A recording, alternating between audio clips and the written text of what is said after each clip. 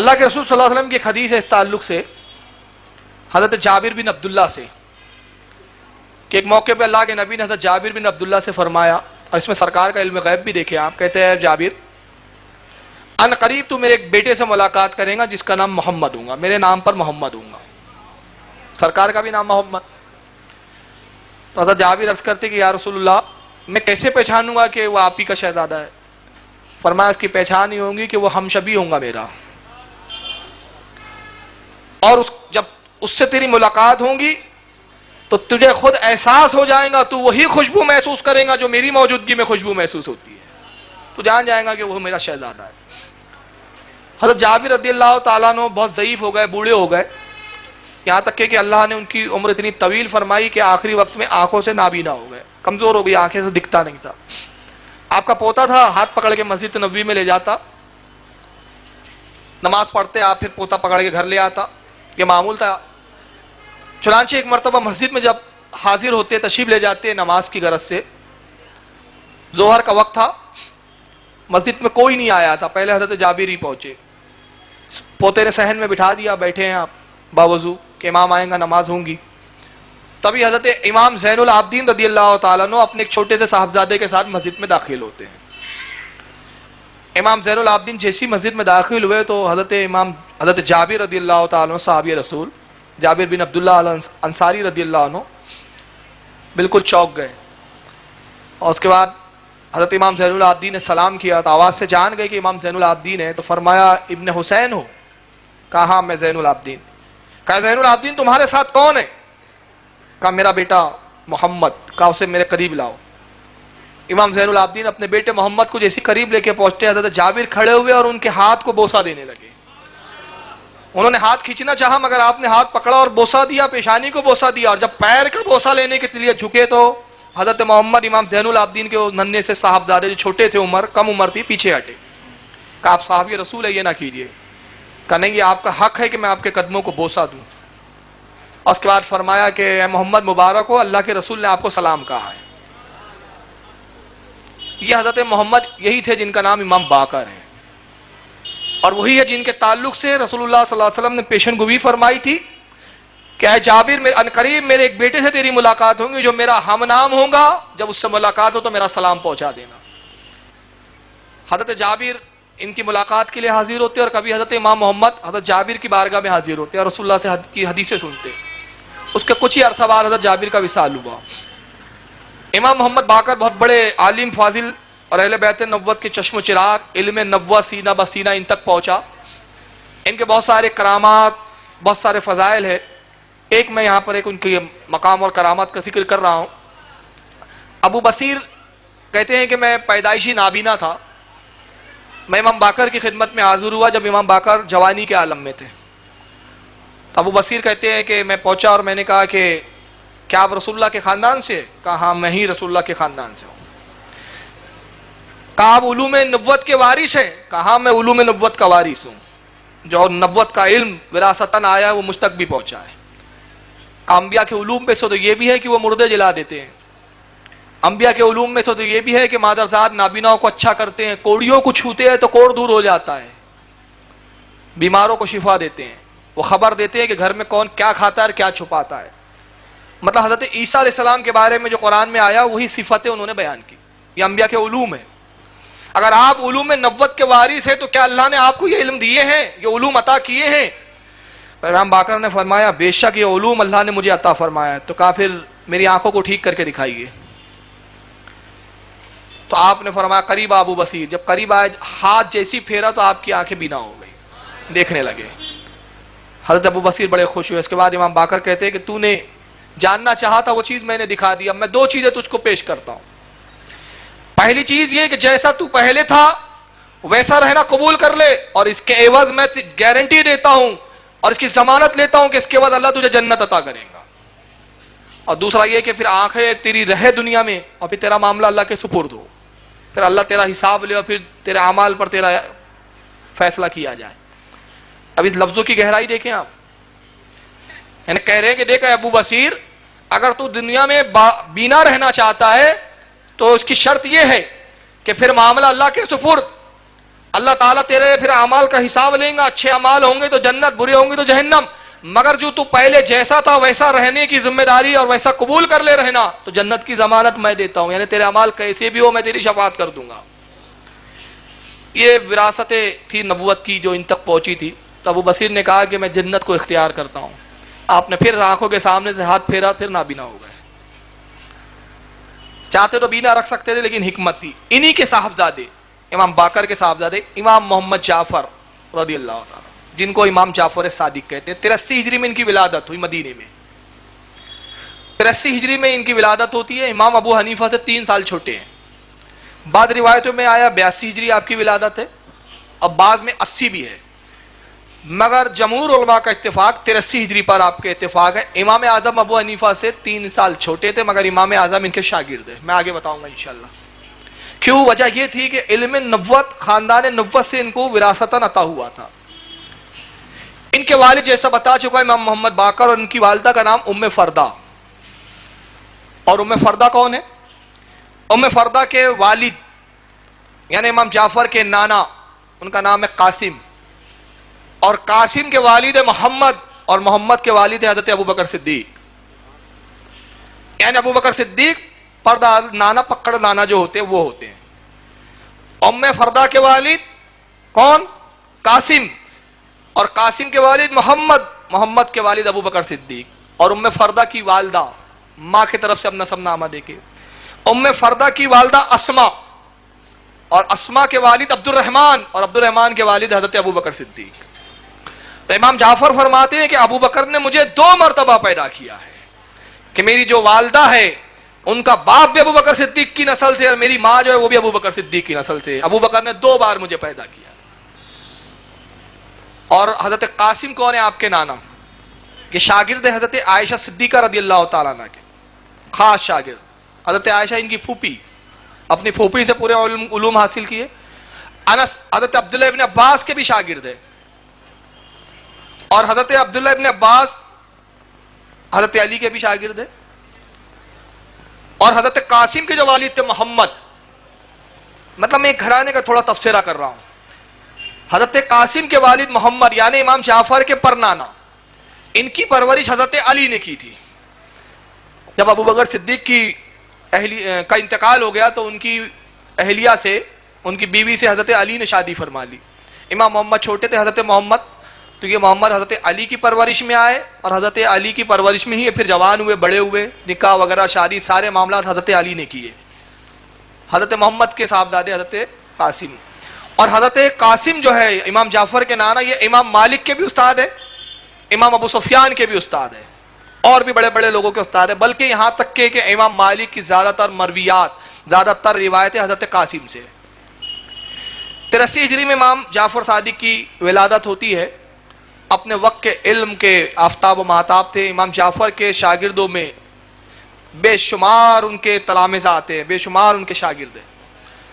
ان میں سب سے افضل شاگرد کا جو نام آتا ہے وہ امام اعظم ابو حنیفہ ہے۔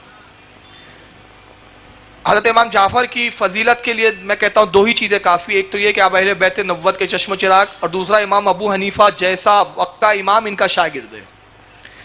اور امام ابو حنیفہ کا علم کا عالم کیا ہے؟ یہ کب گئے امام جعفر کے بارگاہ میں؟ اس وقت نہیں الف ب ت پڑھنے، جب امام اور عالم سب کچھ ہو چکے تھے، امام کہلاتے تھے، فتویٰ دیتے تھے۔ کیسے گئے وہ میں بعد میں بتاؤں گا۔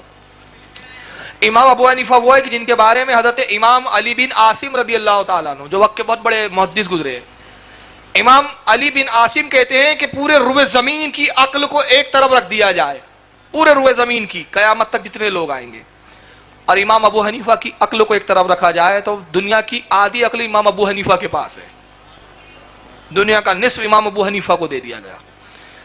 اور امام شافعی رحمۃ اللہ علیہ فرماتے ہیں کہ روئے زمین پر نعمان ابن ثابت سے زیادہ عظیم بچہ آج تک کسی عورت نے جنا ہی نہیں ہے۔ اور ایک دوسرے مقام پر امام شافعی فرماتے ہیں، مسلک کے امام ہے یہ بھی، کہتے ہیں قسم وحدہ لا شریک کی امام ابو حنیفہ کا وہ مقام ہے کہ امام ابو حنیفہ فقیوں کے باپ ہے، اگر یہ نہ ہوتے تو کوئی ان کا فقی اولاد ہوتا ہی نہیں، کوئی اولاد ہی نہیں ہوتی۔ فقیوں کے باپ ہے، علم کا دروازہ ہے، فقہ کا دروازہ ابو حنیفہ ہے، جس نے ابو حنیفہ سے استفادہ نہ کیا وہ فقہ کے علم سے قریب ہی نہیں ہوا۔ تو یہ فضیلت امام ابو حنیفہ کی۔ اور امام ابو حنیفہ امام جعفر کے شاگرد، 2 سال پڑھا صرف۔ روایت میں آتا ہے کہ امام ابو حنیفہ جب ایک مرتبہ مدینہ پہنچے، اب یہاں مفسرین محدثین میں اختلاف ہے، مورخین میں، بعض کہتے ہیں یہ واقعہ امام باقر کے ساتھ پیش آیا، بعض کہتے ہیں یہ واقعہ امام جعفر کے ساتھ پیش آیا، لیکن روایت ایک ہے، روایت کے الفاظ و بات کے سب ویسی ہے، شخصیت کو لے کر اختلاف ہے۔ تو بہرحال یہ امام جعفر یا امام باقر کے پاس پہنچے تو امام نے کہا کہ تم ہی ہو نعمان ابن ثابت کوفہ کے رہنے والے؟ بولے جی میں ہی ہوں۔ تم ہی ہو جو فتویٰ دیتے ہو؟ بولے جی، ہم نے سنا ہے کہ تم ہمارے جد کریم رسول اللہ کی حدیث کے خلاف باتیں کرتے ہو، قیاس سے فتویٰ دیتے ہو۔ یعنی کہ جملے بتا رہے ہیں، اور یہ بات بتا رہی ہے کہ اس زمانے سے ہی کچھ بدگو تھے امام ابو حنیفہ کے، جنہوں نے یہ پروپیگنڈا کر رکھا تھا کہ امام ابو حنیفہ حدیث کو چھوڑتے ہیں، قیاس سے فتویٰ دیتے ہیں، اور آج تک یہ خبیث بھی یہی الزام لگاتے آ رہے ہیں۔ امام ابو حنیفہ نے کہا کہ آپ تھوڑا تشریف رکھیں، اے ابن رسول اللہ کے بیٹے شہزادے آپ تشریف رکھیں تو میں کچھ عرض کروں۔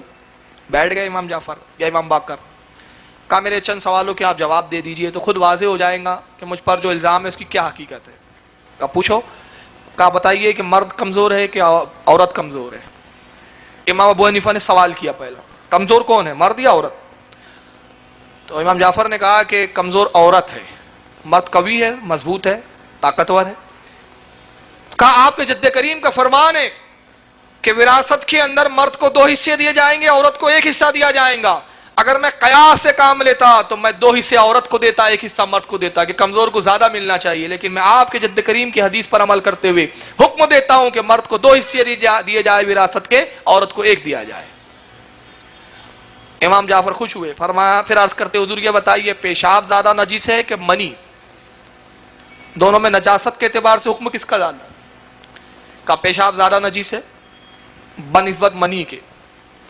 آپ نے فرمایا کہ اگر میں قیاس سے کام لیتا تو کہتا کہ جو پیشاب کرے اس پہ غسل فرض ہو گیا،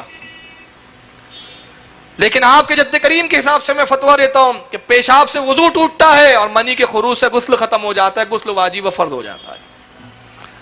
امام جعفر پھر مسکرائے، پھر انہوں نے تیسرا سوال کیا، حضور یہ بتائیے نماز افضل ہے یا روزہ؟ کہا کہ نماز افضل ہے روزے سے، فرضیت کے اعتبار سے نماز کی اہمیت زیادہ ہے روزے کے مقابلے میں۔ تو کہا کہ جب نماز افضل ہے تو اگر میں قیاس سے کام لیتا تو میں فتویٰ یہ دیتا کہ عورت جب حیض کی حالت میں ہو اور اس حالت میں روزہ بھی چھوڑتی ہے نماز بھی چھوڑتی ہے، جب اس سے پاک ہو جائے، طہر کی حالت ہو، پاکی کی حالت ہو، تو وہ روزے کی قضا کے ساتھ ساتھ نماز کی بھی قضا کرے، مگر میں فتویٰ دیتا ہوں نماز کی قضا نہ کرے، روزے کی کرے، کیونکہ آپ کے جد کریم رسول اللہ کا یہی فرمان ہے۔ یہ مسئلہ ہے کہ عورت اس حالت میں اگر روزہ رکھ رہی ہے، رمضان میں ہے یا نفلی ہے، وہ اب حالت ہوئی تو روزہ چھوڑ دیں گی، پھر رمضان کے وہ روزے بعد میں قضا رکھے، معاف نہیں ہے وہ روزے، مگر نماز جو اس حالت میں چھوڑی وہ معاف ہے، اس کو ادا نہیں کرنا ہے، یہ چھوٹ ہے اللہ کی طرف۔ امام جعفر نے کہا نعمان کھڑے ہو جاؤ۔ امام ابو حنیفہ کھڑے ہوئے۔ اس پہ ایک بڑی پیاری بات بتانا چاہتا ہوں آپ کو، اور پیشانی کو بوسہ دیا امام ابو حنیفہ، کہا کہ تمہارے مخالفین نے تمہارے تعلق سے تہمت اور جھوٹ سے کام لیا، واقعی تو میرے جد کریم کے مطابق فیصلہ کرتے ہو، ان کی حدیث پر عمل کرتے ہو، میں تم سے راضی ہوں۔ کہا حضور آپ اہل بیت نبوت کے چشم چراغ ہے، علم نبوت آپ کے بارگاہ سے ہے، مجھے حاصل کرنا ہے، علم نبوت آپ تک آیا ہے، اپنی شاگردی میں قبول فرمائیے۔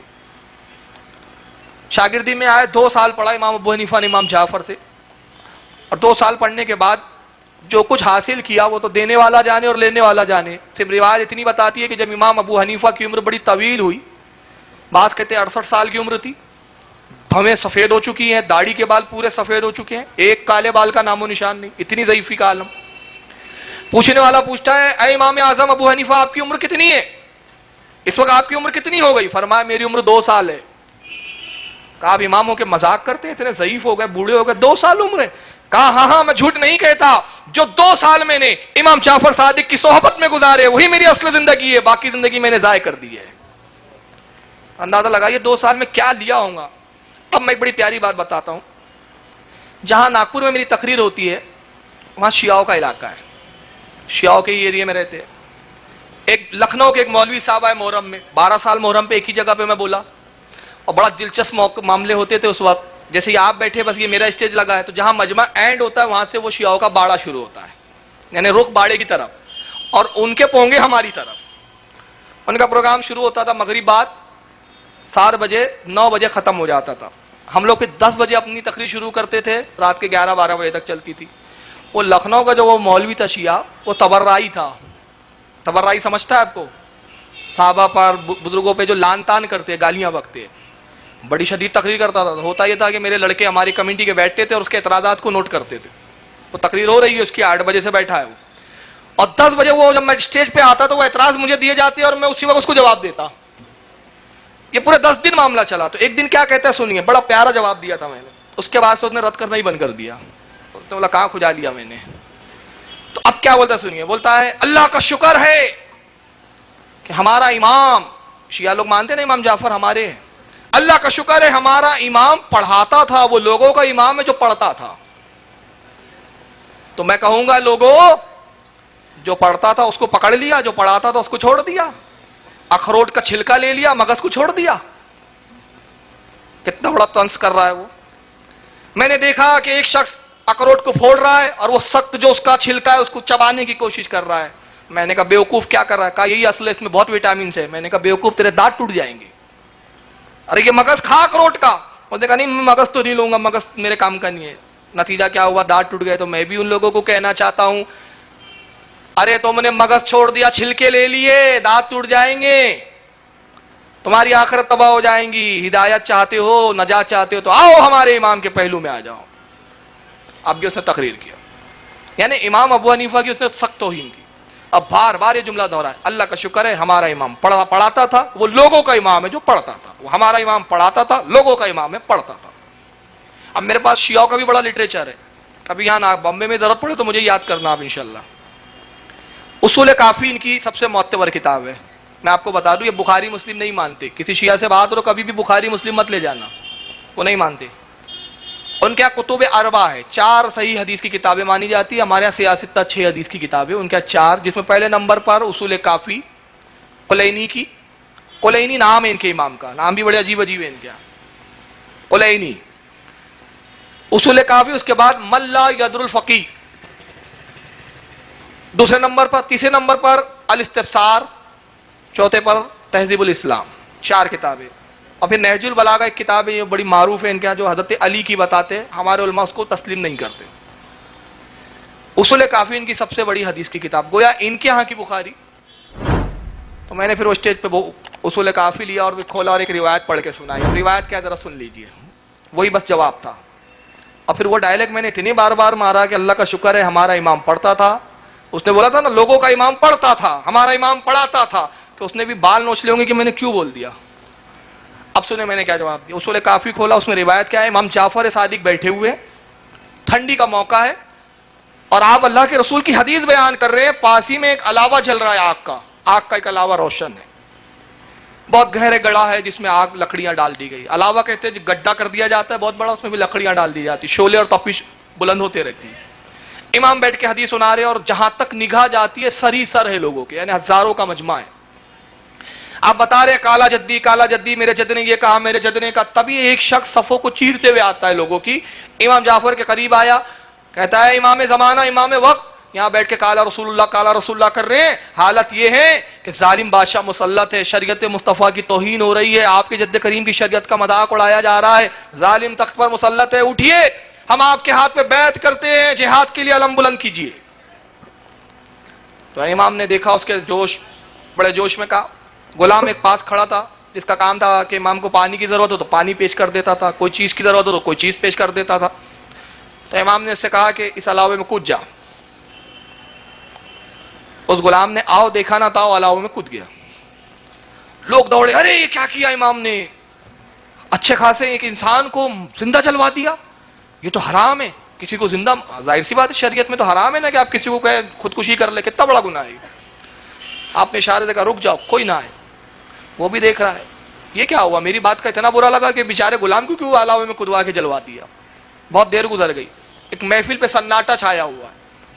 جب دیر گزر گئی تو آپ نے اس غلام کو آواز دی, اے میرے فلاں غلام. اس نے علاوے سے جواب دیتا ہے, لبیک یا سیدی, میرے سردار میں حاضر ہوں. ہاتھ بڑھا, علاوے میں سے اس نے ہاتھ نکالا, امام جعفر نے اس کا ہاتھ پکڑا, اس کو باہر نکالا. اہل مجلس دیکھتے ہوئے چونک جاتے ہیں, اس کا جلنا تو دور, اس کے لباس کا ایک تار بھی نہیں جلا تھا. اس نے کہا اے جعفر صادق, اے ابو عبداللہ, یہ ان کی کنیت تھی, میں نہیں سمجھ سکا کہ آپ نے یہ کیا کیا اور کیا دکھانا چاہا. آپ نے فرمایا سن, میں اپنے غلام سے کیا پوچھتا ہوں, اس کی بات پہ غور کر. اے غلام, جب میں نے تجھے کہا کود جا, تو کیوں کودا؟ کیا تجھے یہ نہیں لگا کہ تو مر جائیں گا, چل جائیں گا, خاک ہو جائیں گا؟ تو غلام بڑے ادب سے کہتا ہے آقا, انجام کی وہ پرواہ کرے کہ جو اپنے آقا کا فرما بردار نہ ہو. سچا غلام وہ ہے جو اپنے آقا کی ہر بات کو مان لے. آپ نے کہا کود جا, مجھے انجام سے کیا لینا دینا, مجھے تو آپ کا حکم دیکھنا تھا, انجام دیکھتا تو پھر میں غلام کیسا. آپ نے کہا کود جا, میں کود گیا. اب امام جعفر کا جملہ سنی. امام جعفر کہتے دیکھا یہ میرا غلام ہے, یہ ہے میرا حقیقی شیعہ. یہی الفاظ آئے ہیں کتاب میں, یہ ہے میرا حقیقی شیعہ. تو یہ جو دیکھ رہا ہے نا ہزاروں کا مجمع جو میری باتوں کو سن رہا ہے, میری باتوں کو سن کے خوش ہو رہا ہے, یہ سب میرے شیعہ کہلاتے ہیں, میرے ماننے کے دعوے دار ہیں. مگر قسم خدا کی ایک بھی اس میں میرا شیعہ نہیں ہے. یہ وہ لوگ ہیں کہ جن کے باپ داداؤں نے میرے والد حضرت امام زین باقر کو دھوکہ دیا, امام زین العابدین کو دھوکہ دیا, امام حسین کو دھوکہ دیا, امام حسن کو دھوکہ دیا, علی مرتضیٰ کو دھوکہ دیا. دھوکہ فطرت ہے. ایسے غلام میرے پاس نہیں ہے, قسم وحدہ لا شریک کی. اگر 11 غلام بھی ایسے ہوتے اس کی طرح تو میں بادشاہ کے خلاف علامہ جہاد بلند کر دیتا. 11 بھی ہوتے. میں نے کہا آپ کی اصول کافی وہ بتا رہی ہیں کہ امام جعفر صادق کے زمانے میں حقیقی سچے ماننے والے 11 بھی شیعہ نہیں تھے. تو امام دیکھ رہے تھے یہ دعوے دار ضرور ہے محبت کے, مگر یہ میرے شیعہ نہیں ہیں, میرے چاہنے والے نہیں ہیں, دغاباز قوم ہے, اور دغاباز کو علم کی امانت نہیں دی جاتی. نعمان ابن ثابت کوفہ سے تو آ, تیرے دل میں امانت دی جائیں گی. تو دیانت دار بھی ہے, بھروسے مند بھی ہے, وفادار بھی ہے. تو آیا نعمان ابن ثابت, علم دیا امام جعفر نے, آیا تھا نعمان بن کے, اور جب مدینے سے نکلا تو امام اعظم ابو حنیفہ بن کر نکلا. اللہ کا شکر ہے ہمارا امام پڑھتا تھا, ہمارا دادا امام پڑھاتا تھا. تمہیں علم کی امانت نہیں دی گئی, اس لیے تقیہ کرتے ہو. سمجھ میں آ گیا؟ تو امام ابو حنیفہ کو کیوں مانا؟ ہم نے کہا ساری وراثت تو امام نے یہاں منتقل کر دی, تو جہاں منتقل ہو گئی اب اس کے پیچھے لگ جاؤ. اور اس پہ بھی اتنا دہرایا, اللہ کا شکر ہے ہمارے امام پڑھتا تھا. اچھا جو پڑھتا تھا وہ ہمارا امام تو ہمارا باپ, ہمارے باپ کو جو پڑھاتا تھا وہ ہمارا دادا. یہ بیچ میں ناجائز اولادیں کہاں سے آ گئی؟ ان کا تو کوئی تال میل ہی نہیں. کیوں؟ ان کو تو کچھ دیا ہی نہیں, نہ علم دیا, نہ نسبت دی, کہہ دیا کہ میرے شیعہ ہی نہیں. یہ تو سب دغاباز ہے. ایک ہی تو ہے یہ غلام, 11 ہوتے تو جہاد کر لیتا, 11 بھی تو نہیں تھے. تو بہرحال بتانے کا مقصد کہ شیعوں کی اس روایت پر بھی اگر اعتماد کرے, حالانکہ ان کی روایتوں کو ہم سے کوئی لینا دینا نہیں ہے, ہمیں بالفرض یہ روایت صحیح ہے مان لے, تو یہ روایت بھی بتاتی ہے کہ امام ابو حنیفہ کو امام جعفر نے 2 سال میں کیا کیا نہیں عطا کیا, سب کچھ عطا کر دیا. یہ امام جعفر صادق کا حال تھا. امام جعفر صادق کے شاگردوں میں امام مالک بھی آتے ہیں, اور حضرت امام ابو سفیان, حضرت امام عیینہ, یہ بڑے بڑے وقت کے محدث گزرے, یہ سب شاگرد امام جعفر کے. اور اللہ نے امام جعفر کو وہ علم عطا کیا تھا, وہ فقاہت, وہ محدثانہ صلاحیت کہ کتابوں کے انبار بھرے پڑے اس چیز سے. ایک مرتبہ امام جعفر صادق کا گھوڑا گم ہو گیا. اپنے غلام سے فرمایا جاؤ گھوڑا لے کر آ, ڈھونڈ اس کو, کہاں چلا گیا. غلام گیا, گھوڑا وڑا ڈھونڈا, آ گیا. بولے حضور نہیں مل رہا ہے. کہا اگر گھوڑا مل جائے نا تو میں اپنے رب کی ایسی تعریف بیان کروں جو تعریف بیان کرنے کا حق ہے. کیا جملہ کہا؟ اگر گھوڑا مل جائے تو میں اپنے رب کی ایسی تعریف بیان کروں گا جو تعریف بیان کرنے کا حق ہے.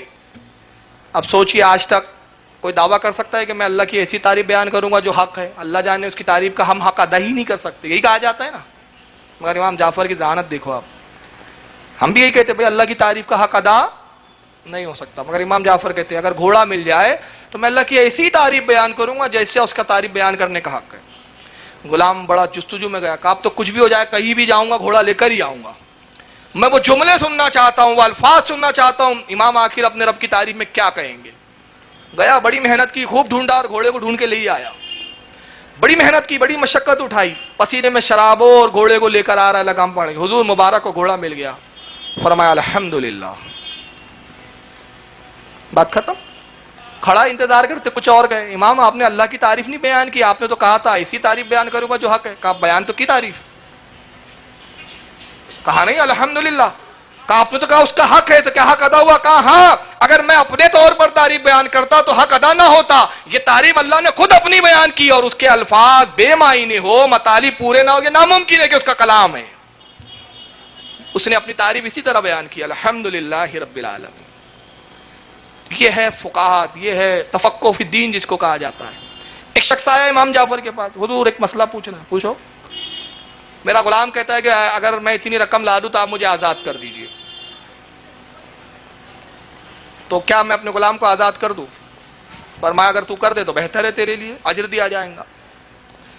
غلام نے کچھ قسطوں میں رقم دی، اس کو رقم لاتا رہا، مقرر ہو گیا کہ اتنے اتنے لاکھ لا کے اگر غلام دے دیں گا کما کما کے تو پھر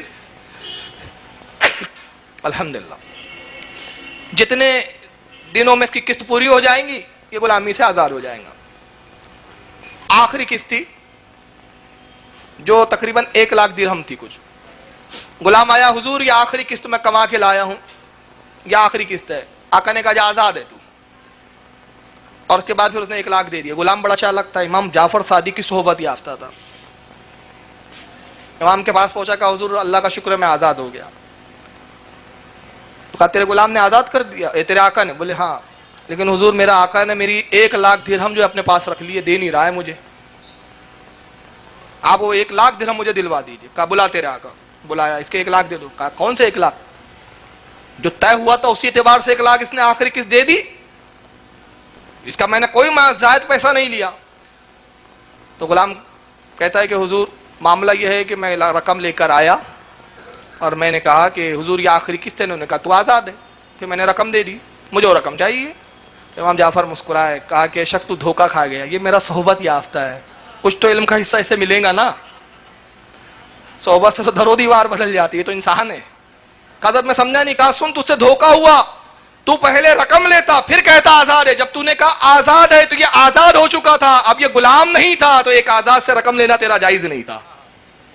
کتنا ٹیکنیکل باریک معاملہ ہے وہ، بھئی آزاد ہو گیا نا، پہلے کا آزاد ہے، پیسے تو اسی کے ہاتھ میں، تو پہلے رقم لے لینا تھا، جب رقم لیتا تو یہ تب غلام ہی تھا، اور اس کے بعد کہتا تو آزاد ہے، تو نے پہلے کہہ دیا آزاد ہے، جب پہلے کہہ دیا تو یہ آزاد ہو گیا، اب جب رقم دی تو ایک آزاد مرد اور آزاد شخص کی حیثیت سے اس نے رقم دی ہے، تو یہ رقم کا تجھ پر اب حق نہیں ہے، اس کو دے دے۔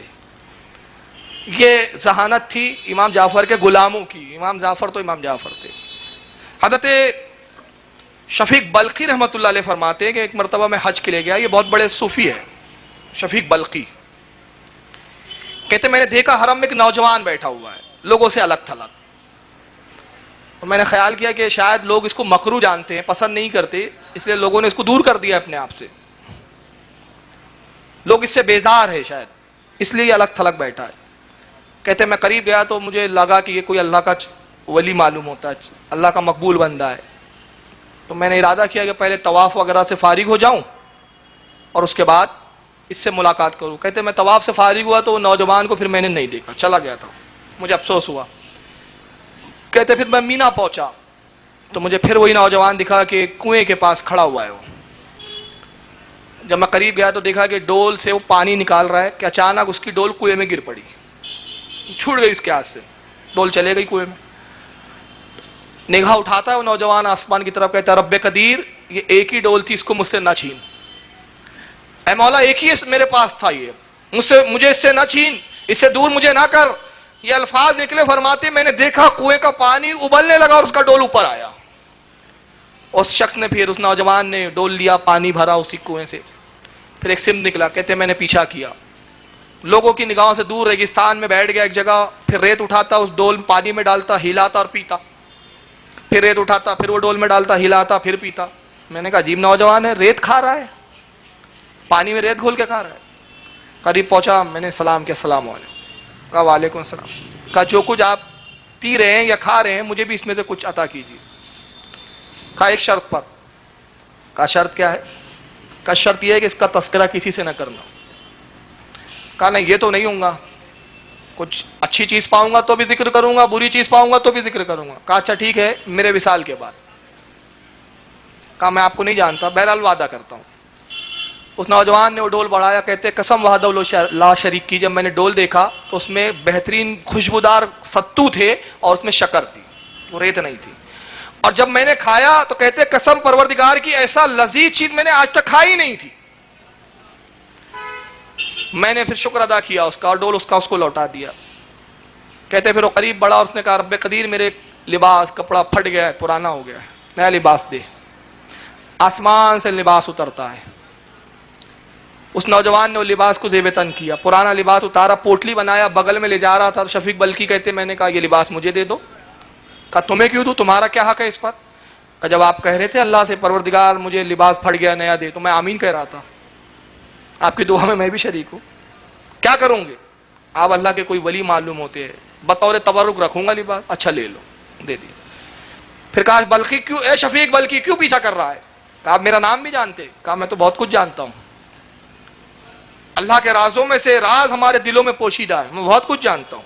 شفیق بلخی کہتے ہیں میں پیچھا کرتا رہا, اور جب وہ شخص حرم کی حدودوں میں داخل ہوا تو میں نے دیکھا ایک جم غفیر اس کی طرف ٹوٹا.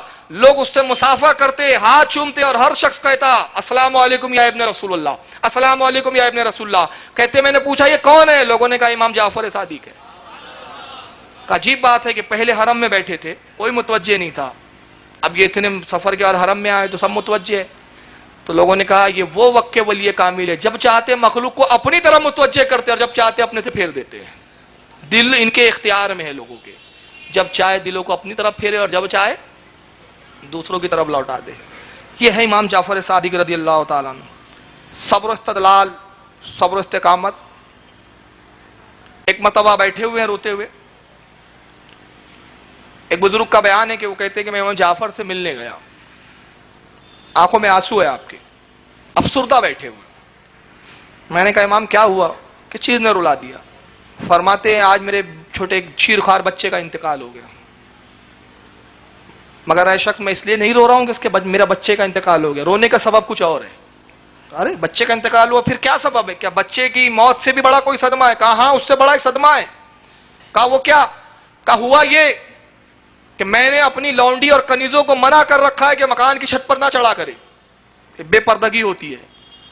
مگر میرا ایک شیرخوار دودھ پیتا بچہ رو رہا تھا, تو وہ کنیز بچے کو بہلانے کے لیے وہ مکان کی چھت پر, ٹیرس جس کو ہم بولتے ہیں, اس پر لے گئی.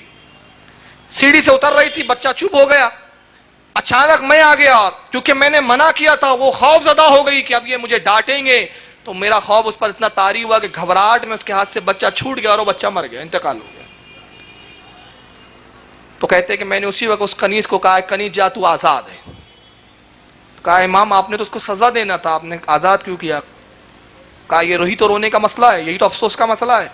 مجھے افسوس اسی بات پر ہوا کہ میری ہیبت, میرے روب اس پر اتنا طاری ہوا کہ اس کے ہاتھ سے بچہ چھوٹ گیا. جتنی دیر وہ میرے روب سے, ہیبت سے گھبرا گئی اور اس کا دل جو لرز گیا, اللہ تعالیٰ نے اگر اس کے بارے میں پوچھ لیا تو میں کیا جواب دوں گا رب کائنات کو؟ مجھے افسوس اس بات کا ہے, اس بات کا نہیں کہ میرا بچہ مر گیا ہے. تو یہ وہ بزرگ تھے جو کسی کا دل دکھ جائے یہ بھی گوارا نہیں تھا. تو اس لیے تو ہم کہتے ہیں جب ان سے ہم حاجتیں مانگتے تو ہمیں ملتا ہے, کیونکہ یہ کسی کا درد و تکلیف دیکھنا گوارا نہیں کرتے. یہ تو یہ امام جعفر صادق کا کردار تھا. مسجد نبوی میں بیٹھے ہوئے ہیں, کچھ حجاج آئے ہوئے ہیں حج کے لیے. ایک حاجی صاحب سو رہے ہیں, حاجی صاحب اٹھے, پوٹلی ادھر ادھر دیکھی, ان کو خیال ہوا 1000 درہم تھے ان کے پاس, سکے چاندی کے. دیکھا تو ہیرے سکے نہیں ملے, چلانے لگے میرے سکے چوری ہو گئے. پاس میں امام جعفر پر بیٹھے تھے, پہنچے, کہا یہی چور ہے, اسی نے چرایا. آپ نے کہا اچھا چلو فکر نہ کرو, میں تمہارے 1000 سکے تمہیں لوٹا دیتا ہوں. گھر لایا, 1000 درہم کی پوٹلی اس کو دے دی. اس کے بعد جب اس نے 1000 درہم کی پوٹلی لی اور جب اپنی پوٹلی میں رکھنا چاہا تو دیکھتا ہے کہ اس کے سکے پوٹلی میں پہلے سے موجود ہے. ہڑبڑاہٹ میں دیکھ نہیں پایا. کہتا ہے کہ مجھ سے غلطی ہوئی, آپ تو چور نہیں ہیں, اصل میں غلطی میری ہی ہے کہ میں نے ٹھیک سے دیکھا نہیں اور سمجھا مال چوری ہو گیا. آپ قریب بیٹھے تھے, میں نے آپ ہی کو چور سمجھا, معافی چاہتا ہوں, اپنے 1000 درہم رکھیے. آپ نے فرمایا جو تم نے بدگمانی کی وہ تو معاف کیا, لیکن ہم اہل بیت نبوت ہے, جو چیز دے دیتے ہیں پھر لیتے نہیں ہیں, جا وہ تیری ہے, دینے کے بعد ہم لیتے نہیں ہیں. یہ صبر و تحمل. ان کے زمانے کا بادشاہ منصور, بڑا ظالم بادشاہ. امام ابو حنیفہ اسی کے دور میں شہید ہوئے, اسی نے ان کو شہید کیا. منصور کے کان بھر دیے گئے کہ صاحب امام جعفر کے ارد گرد بہت ان کے چاہنے والے جمع ہوتے رہتے ہیں. ایک جمع غفیر ہے، ایک مجمع ہے، کہیں ایسا نہ ہو تیری حکومت کا تختہ پلٹ دے، بغاوت نہ کر دے یہ لوگ کسی دن۔ منصور گھبرایا، کہا کہ جاؤ خبر دو کہ اے جعفر دربار میں حاضر ہو، تاکہ میرے روب، میرا دبدبہ ان پر حاوی ہو۔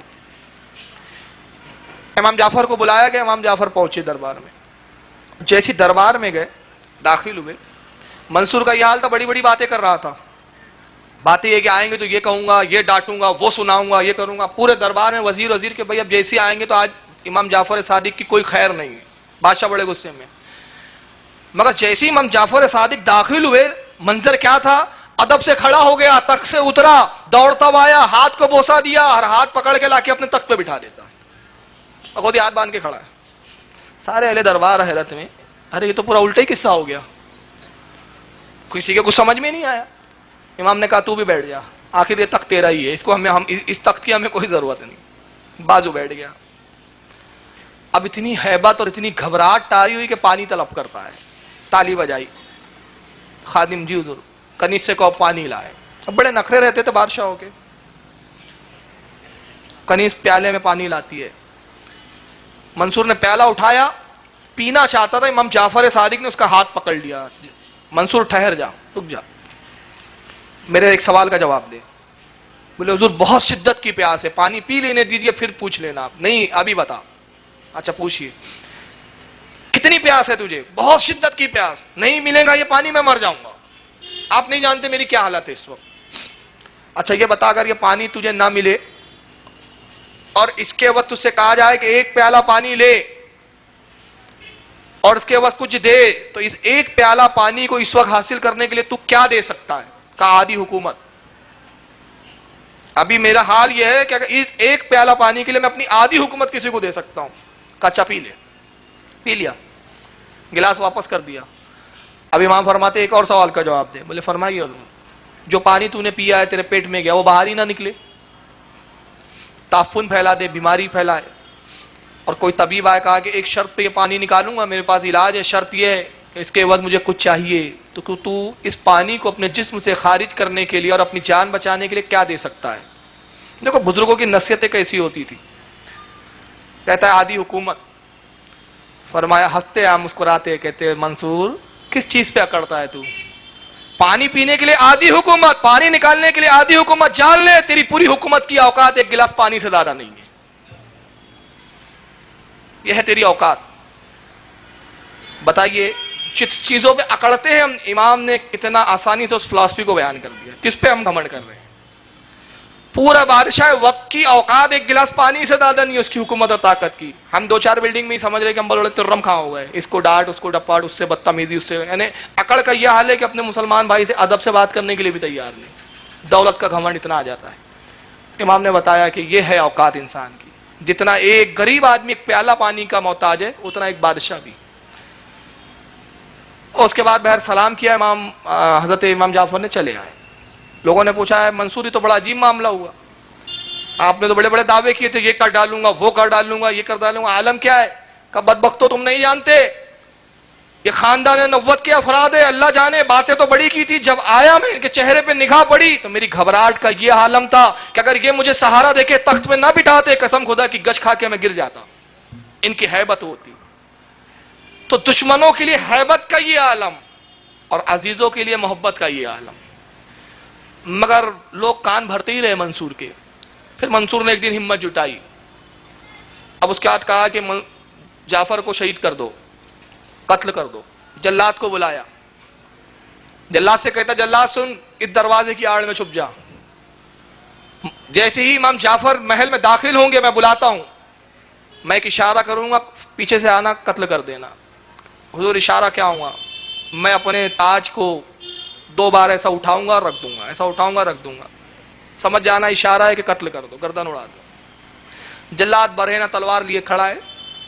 امام جعفر صادق کو اب اطلاع دی جاتی ہے کہ منصور نے طلب کیا ہے۔ امام جعفر صادق محل میں داخل ہوتے، جیسے ہی داخل ہوتے اس بار بھی وہی ہیبت کا یہ عالم، بادشاہ کے تھر تھر کانپ رہا ہے۔ تخت سے اترتا ہے، پھر ہاتھ چومتا ہے، دستبوسی کرتا ہے، تخت پہ لا کے بٹھا دیتا ہے۔ جلاد انتظار میں، ارے یہ کیا ہوا؟ پھر بڑے ادب سے پوچھتا ہے حضور کوئی ضرورت ہو تو بیان کیجئے۔ فرمایا ایک ہی ضرورت ہے، تو چاہتا ہے کہ میری ضرورت پوری کرے تو بس ایک ضرورت ہے اور وہ پوری کر. بولے حضور فرمائیے خادم ہوں آپ کا, ضرورت یہ ہے کہ آئندہ مت بلانا. بولے جی حضور. یہ کہے کہ امام جعفر نکل گئے. یہ اچانک اٹھا, سیدھا خوابگاہ میں گیا اور اتنی دیر سوتا رہا کہ اس کی نماز بھی قضا ہو گئی ایک وقت کی. جب بیدار ہوا, وزیر وغیرہ پہنچے, جلاد پہنچا, حضور آپ نے اشارہ نہیں کیا, میں آپ کے اشارے کا منتظر. کیا ہو گیا تھا آپ کو؟ کہا بدبختو تم نہیں جانتے, قسم خدا کی جب امام جعفر محل میں داخل ہوئے اس سانپ کو تم نے نہیں دیکھا جو میری نگاہ دیکھ رہی تھی. کس سانپ کو؟ ہمیں تو نہیں دکھا. ایک سانپ تھا جو منہ پھاڑے پورے محل کو اپنے منہ میں لیے ہوا تھا اور فصیح زبان میں کہہ رہا تھا اگر تو نے امام جعفر کو ذرا بھی نقصان پہنچایا پورے محل سمیت نگل لوں گا تجھے. بس وہ ہیبت تھی کہ میں کچھ نہیں کر سکا. چنانچہ یہ اہل بیت کا حال تھا.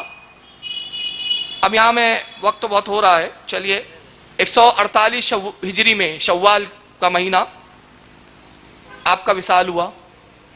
اب یہاں دو روایتیں علماء کی اختلاف ہے. بعد نے کہا کہ منصور نے زہر دیا تھا آپ کو, قنیز کے ذریعے زہر دلوایا گیا, اس سے شہید ہوئے. مگر بعض مورخین اس کا انکار کرتے ہیں, کہتے ہیں نہیں آپ زہر سے شہید نہیں ہو بلکہ قدرتی جیسے کہ موت ہوتی ہے بستر پہ, اس عالم میں آپ کا وصال ہوا. جنت البقیع شریف میں مزار ہے امام جعفر صادق کی, حضرت خاتون جنت فاطمہ الزہرا کے قریب, امام حسن کے قریب. وہاں پر آپ آرام فرمائیں, فیوز و برکات جاری ہے. چونکہ ہمارے امام کے استاد ہے, اور ہمارے امام نہیں بلکہ ہمارے جتنے اور بھی امام جیسے امام مالک وغیرہ سب ان کے شاگرد یا انہی کے فیض یافتہ رہے, اس بنا پر ان کی نیاز ہمارے یہاں بھی رائج ہے کنڈے کے نام سے.